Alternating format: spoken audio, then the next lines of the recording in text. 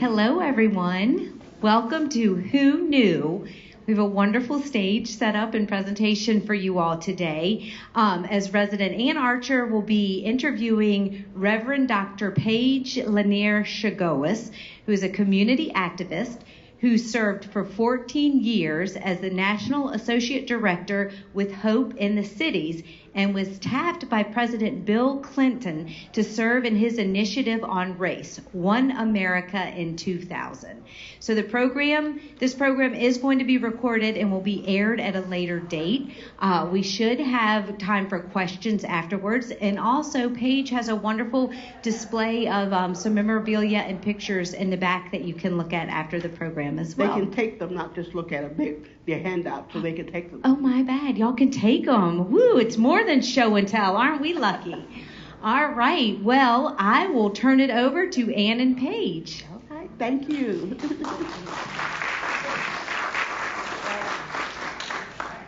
Paige, it has been so much fun preparing this interview with you. I've not only learned so much about you, I've just enjoyed your company so much that I wish this interview could just go on forever, and maybe it will, because Paige has so much to tell us about her interesting life.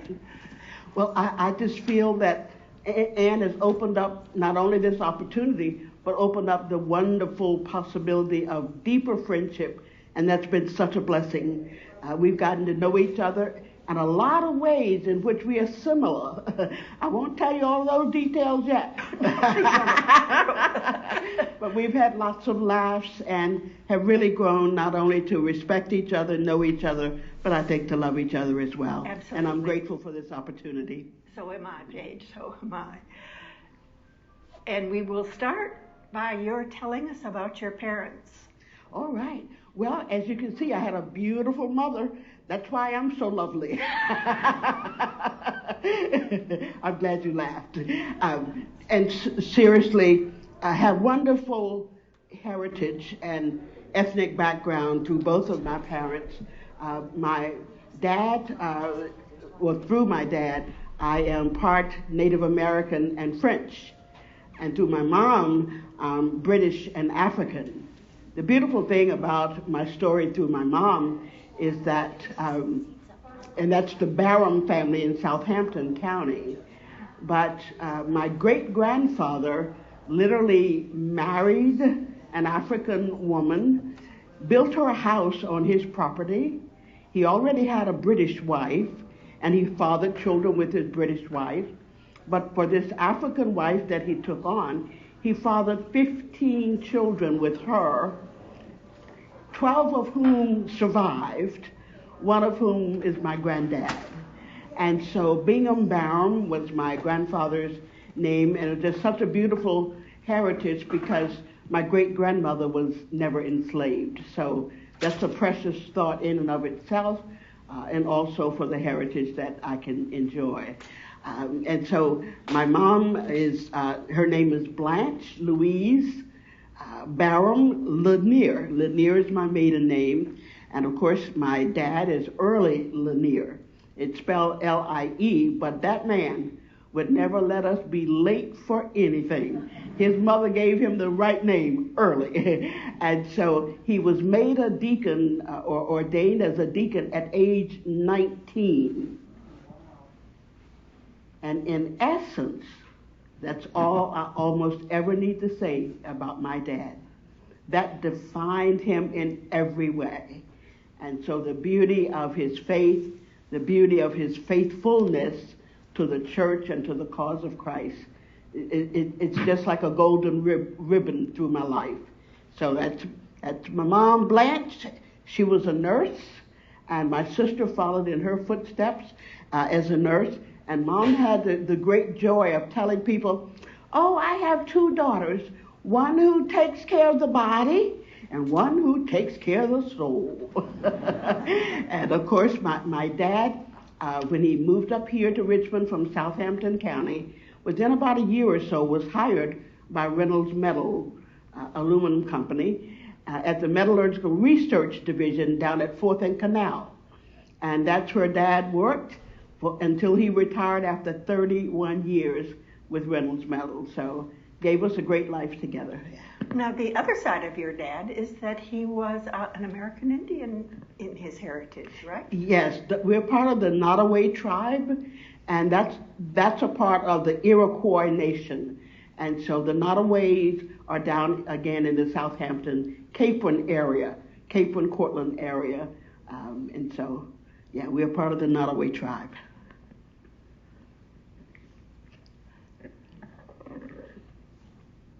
Not quite. The baby.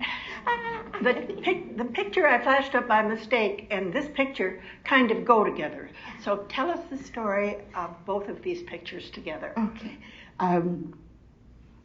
Baby pictures you all would be well familiar with, but my mom and dad, they've told me all these years as I was growing up that the photographer gave me and my sister the opportunity to reach for whatever toy we wanted. And all of us have been amazed over the years that I reached for the fish. So in my hand, I'm holding the fish.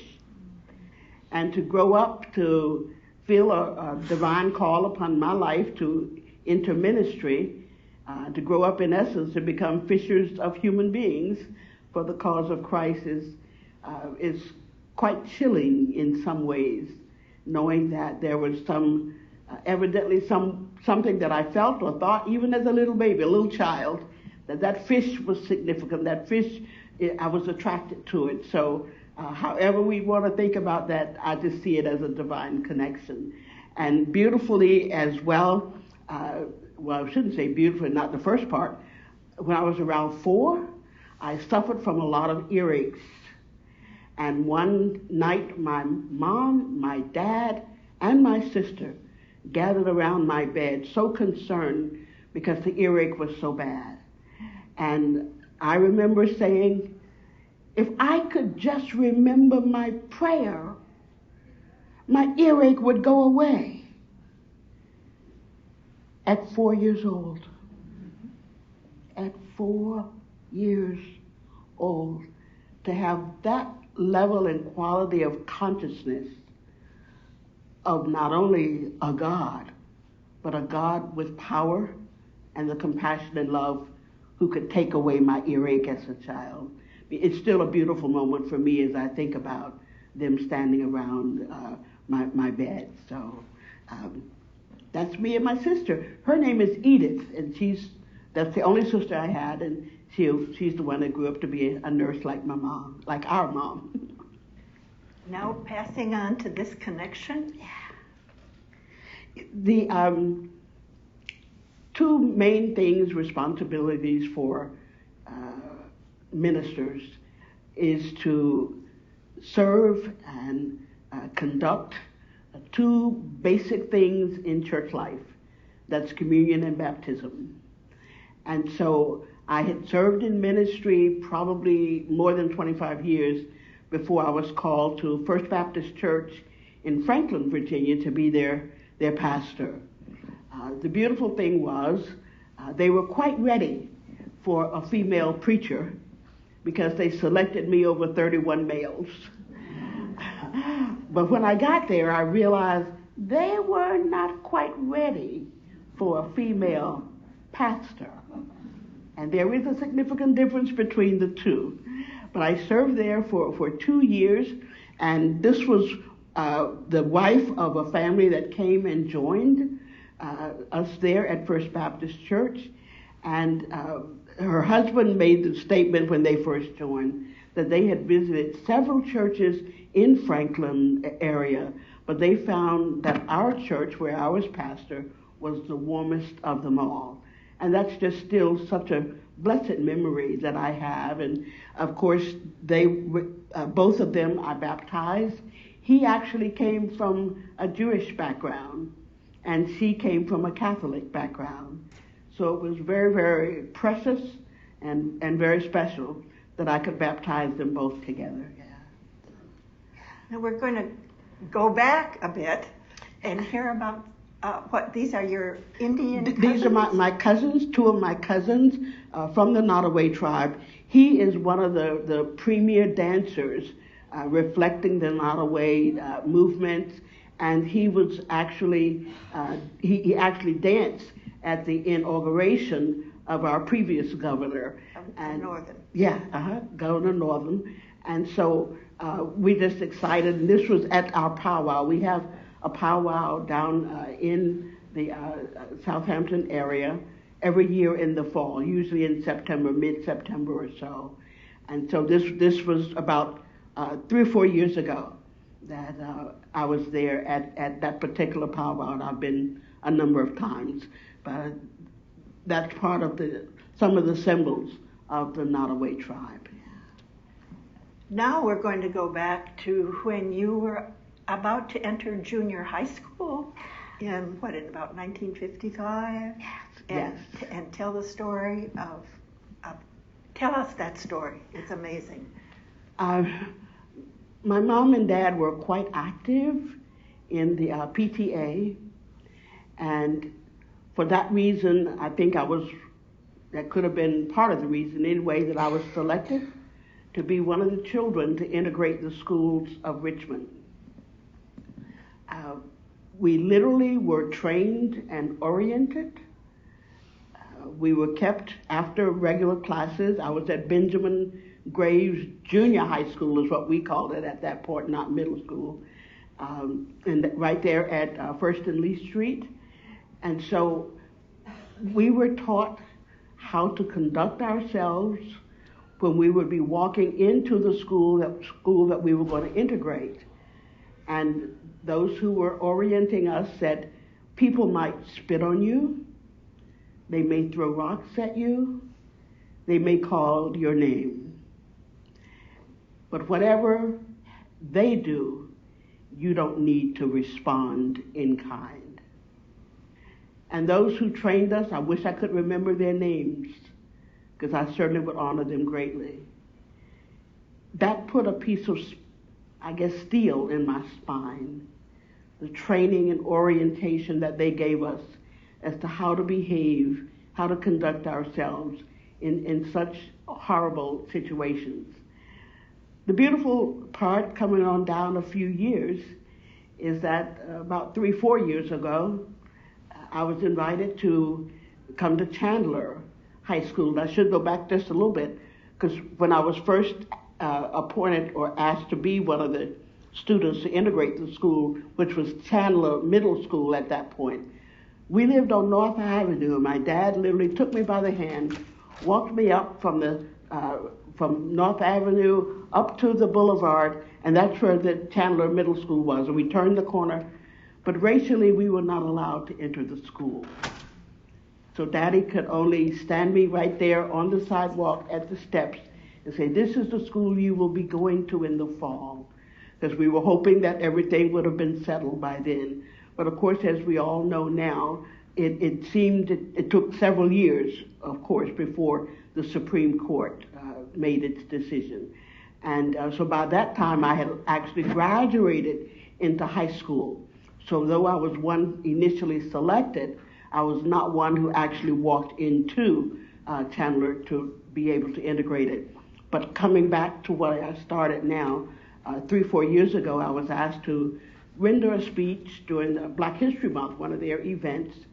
And from that speech, they asked me to do their commencement service. So it still almost brings tears to my eyes I can't pat that, sorry, wherein I was prevented from even entering the school at an early age. Then I stood on the stage and spoke to young students who would follow in my footsteps in many, many ways. And so it's still one of the more precious moments and memories of my life that previously hindered from entering. I could finally go in and literally speak from their stage and platform. And this was documented later than that in yes. In a dissertation by Dr. Dr. Larnett Lee is here. Yes. Come right on in, my dear. I didn't know at the time, but she wrote her dissertation about the integration of schools in Richmond, Virginia. And a part of what she researched included my family, my mom and my dad. And one of the things that she, of course, revealed, and many people knew at that point, was that any person of color could be fired on the spot if they were caught being involved in any kind of protest or even just the simple work of integrating the school, which my parents were quite involved. So my dad had to fade to the background because, again, he was at Reynolds Metal and had a pretty good job, didn't want to lose that. And so my mom, since she was a nurse, if she lost one job, she could go get another one pretty easily. And so she kind of stepped forward. But Dr. Lornette Lee is the one who wrote that up in her dissertation. And she and I met some years after that. And she said, "Are you any kin to the Laniers in my dissertation?" I said, "Yeah, that's my mom and my dad." So it was quite an amazing moment, but I certainly still bless and thank her for the work, the research that she did. It wasn't just about me, it was about the whole effort to integrate the schools of Richmond, Virginia. So I thank her for that. I'm so glad she's here. Yes. Well, I'm going to sort of jump back a little and get you through high school and a little time at Virginia Union. Then you married, and you and your husband spent some time in Germany. Yes. Until the day that you told him that you felt you were called. And what happened then? I married a month before my 21st birthday to a wonderful young man that I had met at a teenage party like 6 years before. And we kept in contact, and he actually moved to California. He was originally from Texas, but he moved to California after he finished high school here. And so we communicated, and finally he came back. And when he came back, that next time that I saw him, he had my engagement ring. And we had decided via mail that we wanted to marry each other. So we were married a total of 11 and a half years. But around the 5th year, I said, "Baby, I think the Lord has called me to ministry." He was a Catholic, but as I say to others, and not to disparage Catholicism, but he was a bad Catholic, not a practicing Catholic. And I told him, I said, "I don't mind converting and becoming a Catholic, and I would be leaving my Baptist roots." But he said, "No, that's all right. All I need to do is just get the priest to bless our marriage license, and everything is okay." I guess I was just unaware that it shouldn't be more than that. But I accepted what he said. And he was in the military at that point, in the Army. We went to Fort Riley, Kansas, is where he was stationed once we got married. And once he got out, that following January, a few months after that, he said, "I think I'm really missing the military, and I want to re-enlist." That was after we had spent hours planning our future. And I was horrified initially. But he said, "Well, if I do re-enlist, I'll let you choose where we go." So I said, "Germany!" Because I had been studying the German language in college. And so I'd had a year and a half of college before the marriage. So we went to Germany. The first 3 years, we were just about an hour going east from Frankfurt and came on back home. Then they had the big pullout of military force from Germany to send them to Vietnam. And because of what they call a profile on his ears, he could not be sent to a battle zone. He would lose his hearing. And so he was one of the military men they sent immediately back to Germany. So within literally barely 3 months, he was sent back to Germany for another 3 years. And that was in the south, in Karlsruhe, about an hour and a half south of Frankfurt. And then what happened when you decided when you told him that you felt that you had a calling? He said, Paige, I don't think I can take a big change in you. I think he anticipated some behaviors that just would never have been a part of my life. I don't know if he had the holy rollers in mind from TV or whatever, but being a good old Baptist, I didn't roll on the floor. So whatever image he had in mind, it just didn't seem to fit. But for him, he said he couldn't take that big change in me that he anticipated. So I gave the marriage about another 6 years, and I said, well, God, it's in your hands. If you change him, the marriage will last. If not, I know what you've told me I have to do. And so, as I tell folks, if divorce can be happy, we had a happy divorce. Our biggest disagreement, literally, was who was taking the best towels. We literally stood at the linen closet door, and he would take the towels that he wanted, I'd take the towels that I wanted. And I slapped his head and said, you're taking all the best towels. And we just hugged each other right there. So I thank God that it wasn't a nasty or a bad spirit in our separating. Here is the exclamation point. He said, baby, you go find a lawyer who can take care of this for us. And I did that. The lawyer said, okay, well, if Ed is not going to contest it, you send him in, have him make an appointment so I can interview him as well. And after that, he said, now I want to meet both of you together. So we went both together to the nice lawyer's office. Paige, where do you live now? I gave him my address. Ed, where you living now? He wrote down Ed's address, same address. That lawyer literally leaned back in his big old leather chair, threw his pen down on the table, said, I can't divorce y'all till one of y'all move out. We know that.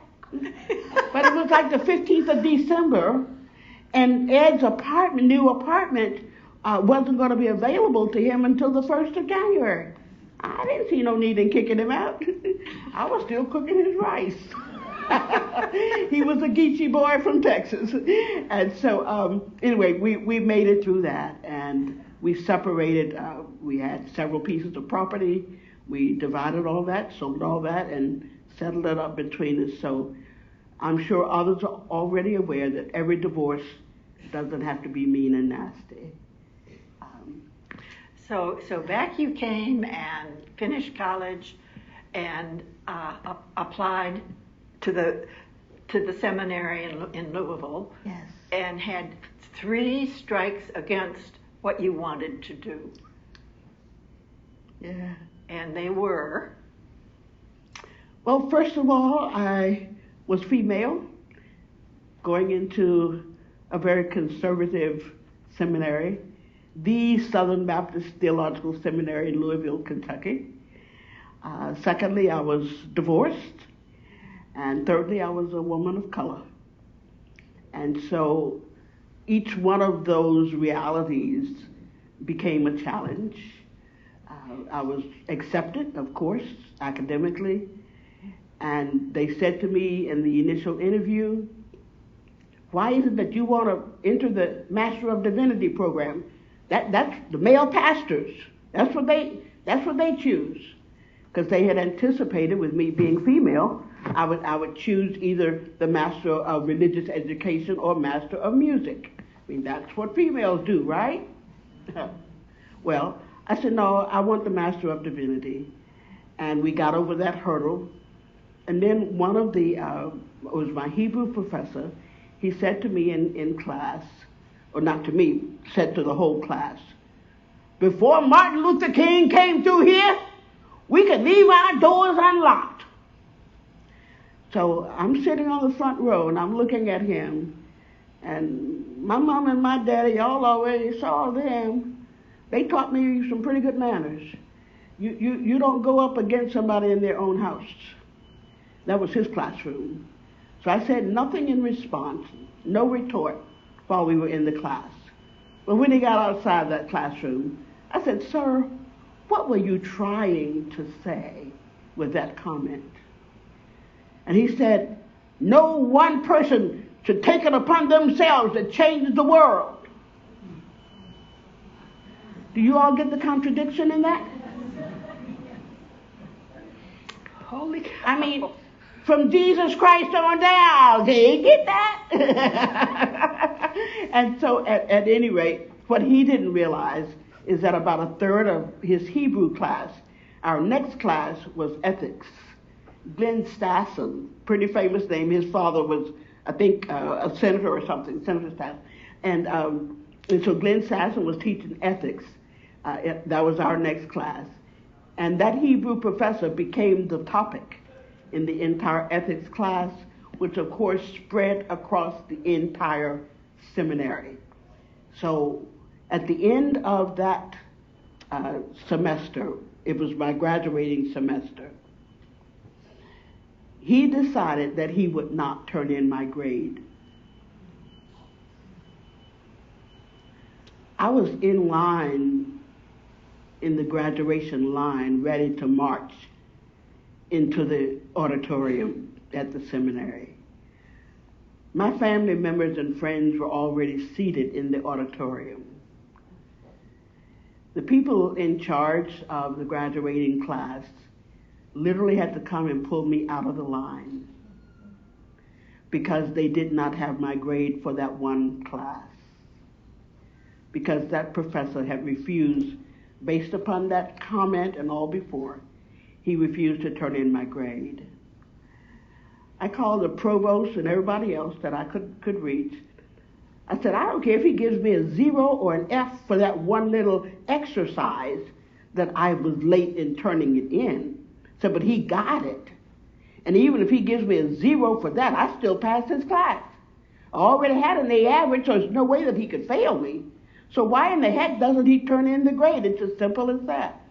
Literally had to get some of the top officers of the seminary to make that Hebrew professor just turn in my grade.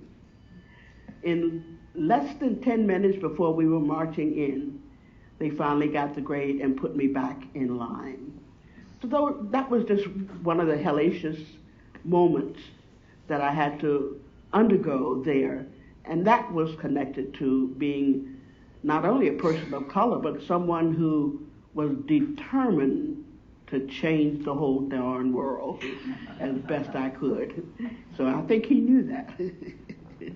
I'm going to take you now to a very special, good moment. You were telling me the story. This is just before you went to Norfolk, and you were a little concerned about going to a strange town and meeting at that point a mentor you hadn't met yet. And you were expressing your concern to a woman who said to you,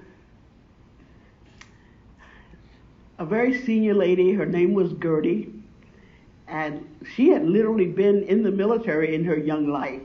She was probably close to 75 or 80 at the time I met her in Louisville, and she was diabetic, and I would take her to get ice cream at least every other Sunday or so we became quite close.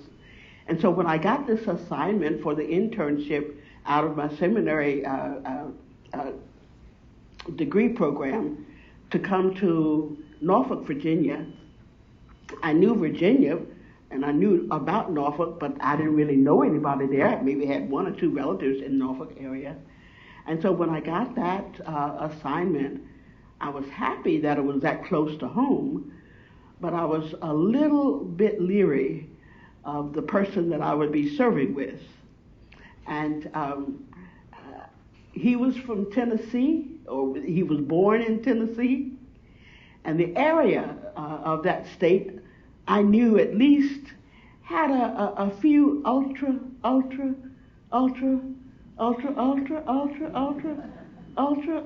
conservative folks there, some of whom might have been related to the Ku Klux Klan. So all of that became a bit of turmoil in my mind. I said, "Oh my God, I've got to go there. how in the world is this going to last? So, of course, I had to pray a lot, and I was committed to taking it on. So I got there to Norfolk, and Reverend Dr. Rob Sanford and his wife Tina are here. And when I started serving with him, I realized I needed not have a bit of fear. Tell us again what that woman said to you before you went to that's right. Yeah, Gertie, as I was preparing to leave seminary to go to the internship, and telling her I was just so afraid to go. And she had a really rough voice. Oh, hush, child. God will have friends waiting for you. That fully defined my life from that time till now. I didn't have a real consciousness of what she anticipated or what she really meant by that. I just thought she was glossing over stuff, just trying to make me feel good. But when I got to Norfolk, I realized that God did indeed have a friend waiting for me in the person of Rob Sanford. He not only poured into me the quality of ministry that I ultimately attained and the ways in which I grew in ministry, but particularly I was directing some of the trips for the college students, and this particular trip was to Atlanta, Georgia, to a conference, and I think we had 2 buses. The kids paid their own fare, their way of whatever. We divided up all that and assessed the cost, but we came up short a few $100s, and we couldn't cancel the trip. And I shared that with Rob where we were, and because the big boss is up here in Richmond with the Baptist State Baptist Convention. They said, no, sorry, we don't have any money to give you, for that trip, whatever, however they expressed it. And I was just crushed. This man went to bat for me in a way that nobody else ever had. And for him to stand tall, not just physically, but spiritually, and as my mentor, I've never forgotten it, the power of it. And from 1981 until this moment, we're still friends. And here he Rob, is. I want you to stand, please, and Tina, your wife.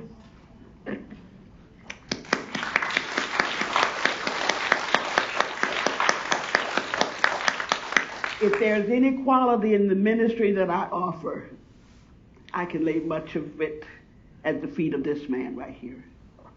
Not only some practical things, he taught me how to be a greater professional in ministry, but just the way in which he allowed me to lead and to achieve some things. And we served 5 schools.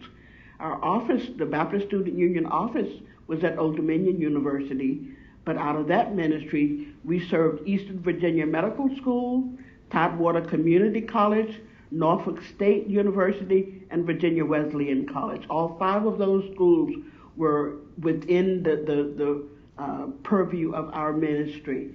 And what he taught me as to how to minister at such different schools, different places, and how to plan and how to carry that out. I am richly blessed because of who he is and because of what he gave me in my early years of ministry. He's still my treasure. Yeah. And after that experience, I just want to summarize that you've either preached or done missionary work in 46 of the 50 states, on 4 continents, and 44 countries, including 16 in Africa. Yeah. Can you imagine? I've worn out a few passports, like I'm sure some of you have as well. And I wanted this as part of the display here. I wasn't born with a silver spoon in my mouth,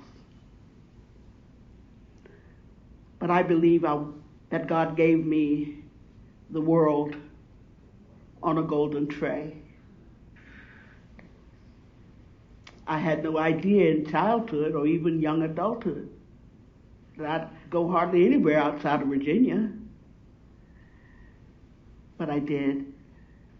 And for the Lord to have placed my feet in 44 different countries, doing the work of not only Christian ministry, but the work of racial reconciliation in those countries on 4 continents, it still blows my mind.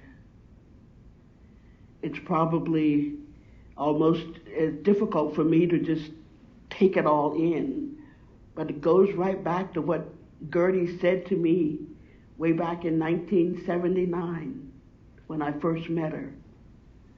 God will have friends waiting for you. And I want to do a little addendum here, if you don't mind, Ann. That's also true of Westminster, Canterbury. That's what I was thinking. Yeah. That from Gertie's words, wherever I went, God would have friends waiting for me. And I know some of my friends from the 8th floor, where I live in the tower, they're here, and I just want my sisters and brothers from the 8th floor, whoever's here, please stand. I just want to honor you and say thank you for your support, your encouragement, for sharing the joy. Amen. Bless you. Bless you. I'm grateful for the way that you have received me, and even when I've been missing a bit. Some have gotten concerned, but then you learn. I was just working on my next manuscript, so I wasn't trying to isolate myself from you, because you really have been precious to me, and I need to tell you that. I need to say that, and I'm so grateful for your presence today.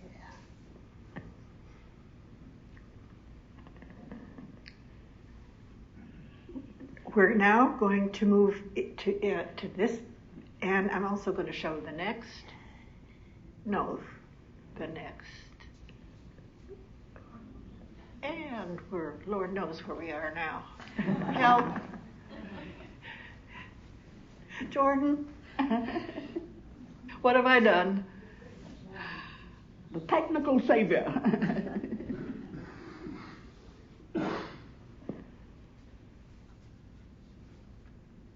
That's those two. Thank you. In my ministry, I had prepared in my Master of Divinity program, I should say, in seminary, I had also prepared to be a college chaplain, a university chaplain, which led me to that internship. So after serving in a church for a few years here in Richmond, Fifth Street Baptist Church, I was called to be the chaplain at North Carolina Central University in Durham, North Carolina. And that lasted for 4 years. And then it was the Jim and Tammy Faye Baker debacle, right down a few miles from us. And people shut up their pocketbooks like you would not believe, because that whole ministry was funded as a nonprofit organization. And so churches, literally one Baptist convention that was giving us at that time, what was 1986, giving us $12,000 a year, and they had to cut that back. Churches were given a few $100 or $1,000 here and there, whatever. We had well over $50,000-$60,000 budget, but it dwindled down to, barely $20,000, and I still had to try to maintain myself financially, being employed there in that organization. And when I left, they owed me 3 months' salary and 5 months of benefits. And we finally had to just shut that whole ministry down. People were not reacting to us directly, but it was just a consequence of the broken trust right there in North Carolina. So I came back to Richmond, 1990, and Hope in the Cities, they were just about ready to take on a brand new identity, a brand new focus, a brand new vision, because previously it was a part of moral rearmament. And that's how I had known it over the years. And so Rob Corcoran was the national director at that time. And he said, Paige, if you're coming back to Richmond, we want you to work with us. And so I jumped at that chance, knowing what their focus was. They wanted to really deal with racial issues here in the Richmond area and certainly across the country. Long story short, the pay was horrible, but the perks were out of this world. Having spent 16 summers in Switzerland was just amazing. And meeting people literally from all over the world, and then as well as traveling. And that's what as well as traveling. This is it's called C-A-U-X, that's the town up in the Swiss Alps where our conferences were held. And so spending parts of 16 summers there is kind of out of this world. Wouldn't you say that? We, as a part of my ministry, I helped to launch the initiative called Creators of Peace. It was a women's initiative, and we felt that it was so important that we as females, that we as women would really take a stance on some of the issues globally. And we had several conferences in sequential years, and literally women from all over came to that. First ladies from different countries, China, Iran, several African countries. Anna Abdallah Msekwa was the first Secretary of State for the country of Tanzania. She was there. Several other major female leaders from various parts of the world, they came and became a part of Creators of Peace, and this is a few of them there that's pictured. And so that was a very rewarding piece of work for us. But Hope in the Cities didn't just go there. We worked on conferences all year round, but the conferences were actually held in the summertime, various topics, various areas. But we also went into various countries trying to help them to be able to reconcile whatever differences various groups would have. So it was quite challenging work, quite interesting work, but certainly being able to make some difference in many foreign countries was just a part of the richness of the ministry that I had been offered and given. So that's Switzerland. It's about an hour and a half or so going east from Geneva. So that's where it is. Passing on to The call to community. Mm-hmm. Okay. We decided that there had to be some specific vision, a specific call to how we can heal our whole community, not only just the local Richmond area, but again across the country. And our work helped us, or our vision helped us to develop this particular brochure, the dialogue guide.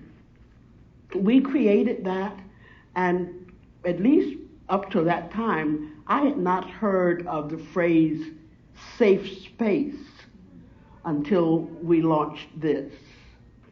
And as a part of that, I worked out the definition for how to have a truly honest conversation. Because like it or not, most of us stray away from honest conversations. Am I right about it? We're afraid of honest conversations. Here's the difference. Most of us say what we just want to say in a reactionary way. And all too many of us fail to say what we really need to say. That's at the level of honesty and openness. When you're particularly in challenging or difficult circumstances, when you're only saying or responding in just ways off the top of your head or just superficially, you're not having an honest conversation. But when the time is ready and time is right, we all need to have some honest conversations with each other that hopefully would benefit all of us, each of us, in maturing in relationships, in maturing and being enriched in the work that we engage in, particularly relationally, across any kind of divide we might have. But whether that's gender or ethnicity, race, religion, whatever, when we are big enough, deep enough, brave enough, strong enough to say what we need to say. Paige, I want to ask you a question based on a conversation that we had yesterday. That sometimes you, as you say, you just respond to something. Yeah. And you don't even realize at the time that that's not what you mean. Mm-hmm. I just recently had an experience that I realized later, no, because I got deeper in myself. Mm-hmm. And realized, first of all, that I hadn't gotten that deep, and secondly, that I was scared of it. Yeah. So to me, this is just the kind of experience that we all have on a daily basis. And I appreciate you sharing that, because we're not alone. We all go through those kind of moments and times. But thanks be to God, President Clinton had his own vision separate from us, because he wanted to deal with the racial problem in our country. And his vision was coined as One America in 2000. So starting in late 1998, he pulled Hope in the Cities, the YWCA, and one other organization up in the New England area. I'm blanking on the name of it now. But he pulled those three national groups together and asked us to come up with something, well, at least the dialogue guide. We already had ours, and the other organizations had their tools. But they basically ended up just simply adopting our full call to community dialogue guide that we had already developed. And so I'm just eternally grateful that my colleague, Rob Corcoran, and myself were tapped to be a part of that specific committee to offer back to President Clinton something that would support his vision of One America in 2000. We're not there yet, but y'all, we're a little farther down the road than where we were 20 years ago. Now, I want to go back to 1988, when you and I think Ben Campbell and a group of others were selected to go, and would you tell us that story now? Is that the Benin story? Yeah. Well, actually, it's Liverpool's story initially, and but which grew into Benin. And probably most of you all know that nearly every bank that you can identify in the world today developed or grew out of banks that were localized in Liverpool, England, during the time of enslavement. And all of the wealth that came into Liverpool as a result of the slave trade has been well documented. And so we were, because of our work at Hope in the Cities, I was asked to come to Liverpool, England. And amazingly, we only have 9 city councillors. They have 100. But 100 city councillors agreed unanimously to apologize for slavery, for their role in slavery. We can't even get 3 leaders to do that today, sadly enough. But at any rate, they were going to have a wonderful celebration. We went there, and they had a statue in their city called Reconciliation. So we were taken to the studio of the sculptor, and standing there, Ben Campbell, and we had actually, Hope in the Cities had actually asked the mayor, who was Tim Kaine at that time, we asked him to go with us, but he had a scheduling conflict. But he said, I'm going to send my vice mayor instead, and that was Rudy McCullum. And along with Rudy and myself, Ben Campbell was invited to come with us. And the three of us stood in that studio and saw the work of Stephen Broadbent, a world-renowned sculptor. And as he explained to us, not only the statue that was in Liverpool, that they had decided as a city to contribute the same identical statue to Benin, West Africa. And they were planning a big event there in due time. But I raised the question. I don't need to tell you all this, I think you're well aware. Many times it's not giving answers that are more important, it's raising questions that will get you farther down the road.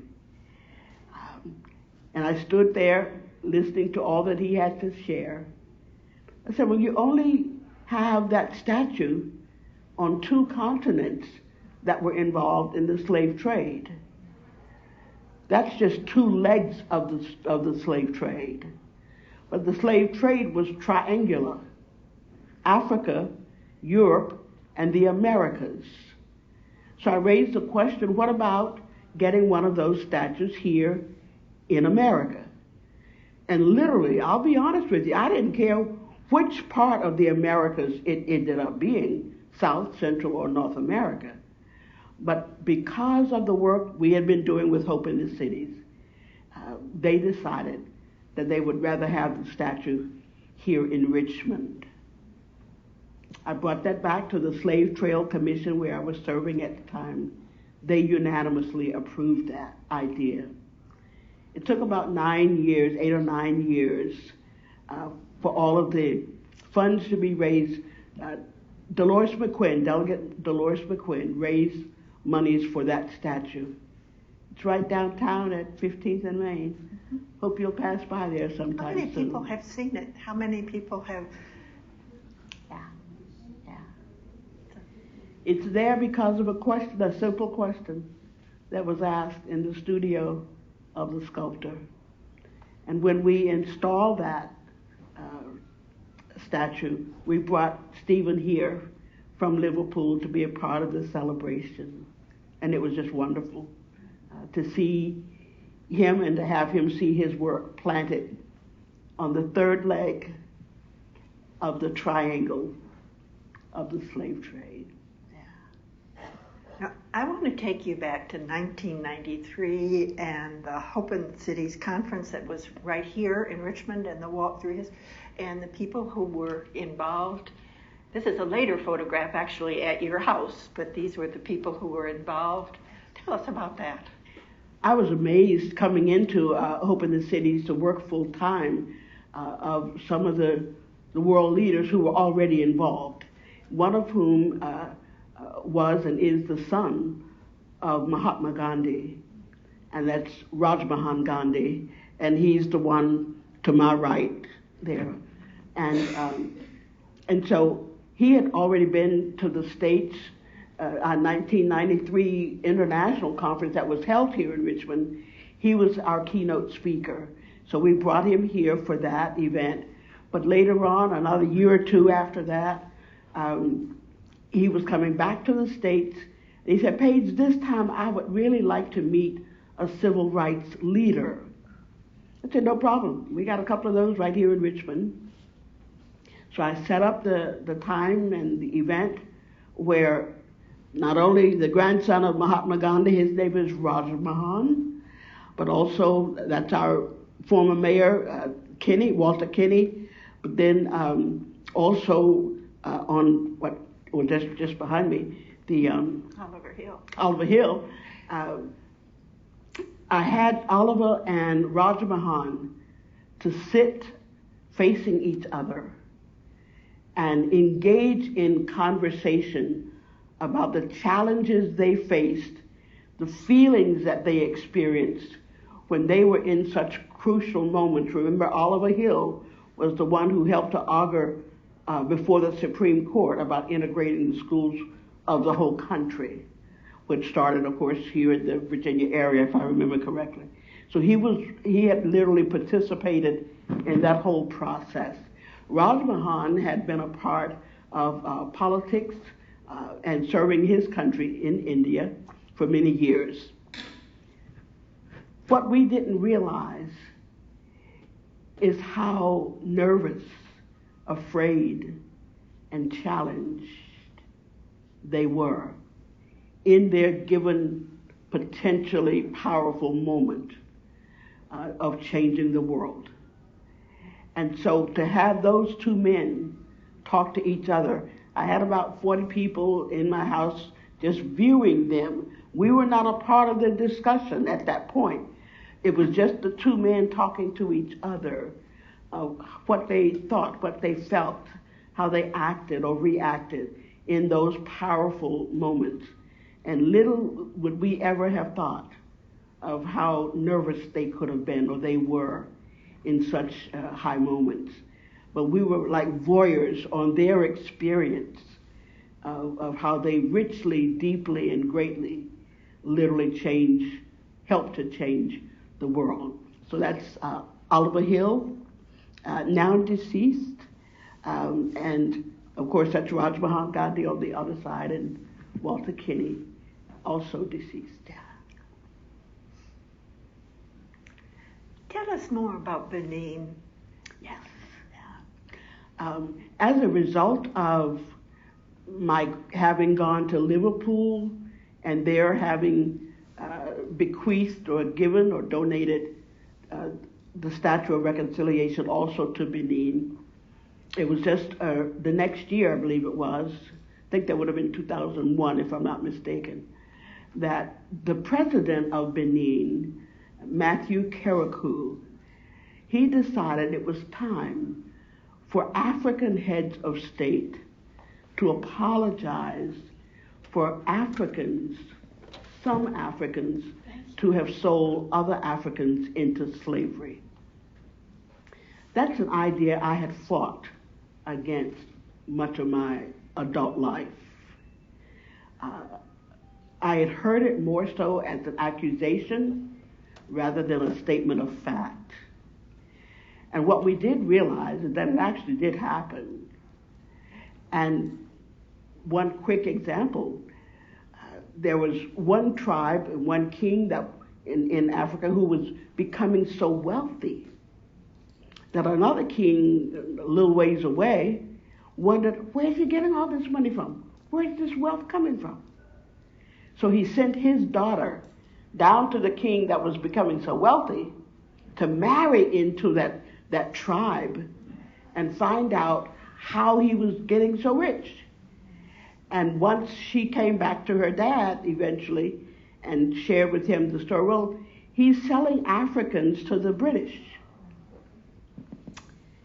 He went and captured the other king and took over the selling of Africans himself. I'm not saying this to back off of that horrible reality, but initially the Africans had no clue as to how and even where the Africans would end up and under what circumstances. And so that's not to excuse anyone, but that's a part of the fact as well. And so it was just very important for President Karakou to call on other African leaders to say, come and apologize for your role, your previous role, and the role of your previous leaders in the slave trade. We literally had a senator and a congressman to be the official delegation from the United States. We had several other heads of state from Ghana, from even a couple of South American countries to come. It was pretty much a global conference that he had spearheaded, and there he apologized.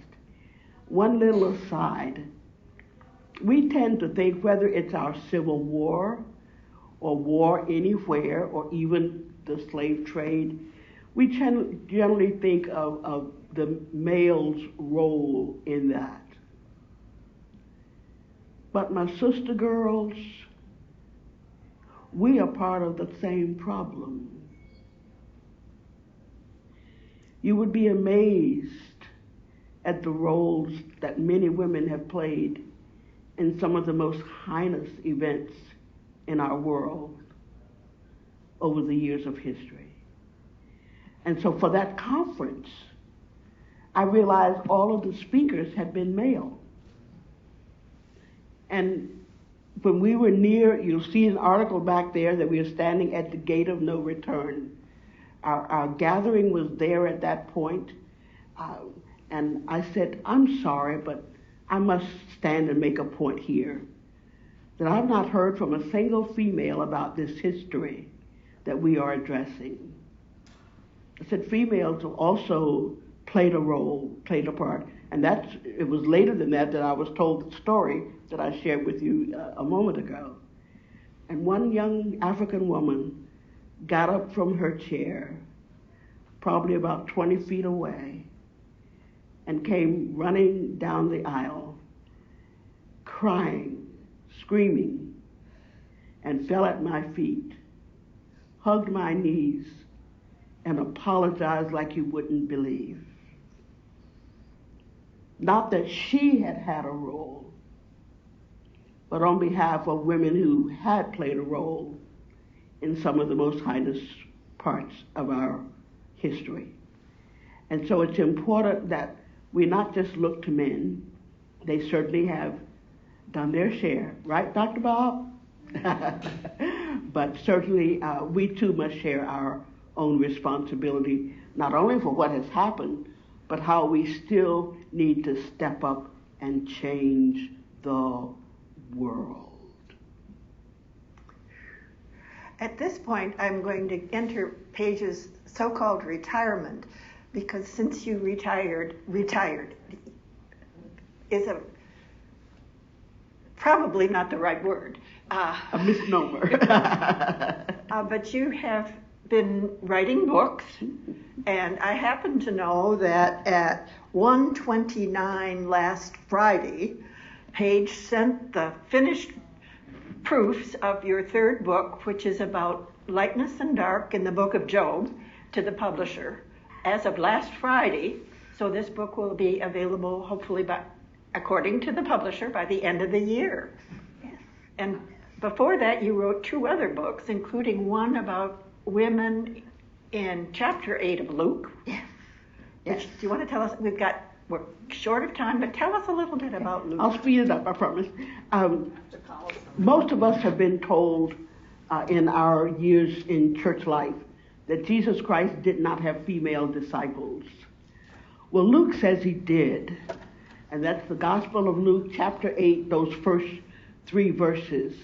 So if anybody ever tells you that again, that Jesus did not have female disciples, just tell them to go read the Gospel of Luke.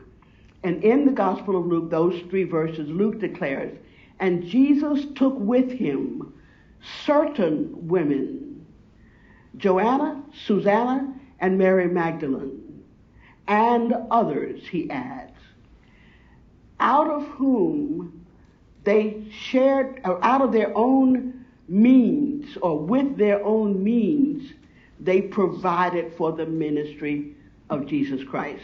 So a couple of different translations mixed there, but you can read it yourself, those first 3 verses of chapter 8. And because of my challenges in ministry being female, I had to research scriptures over and over again to find some sense of validation.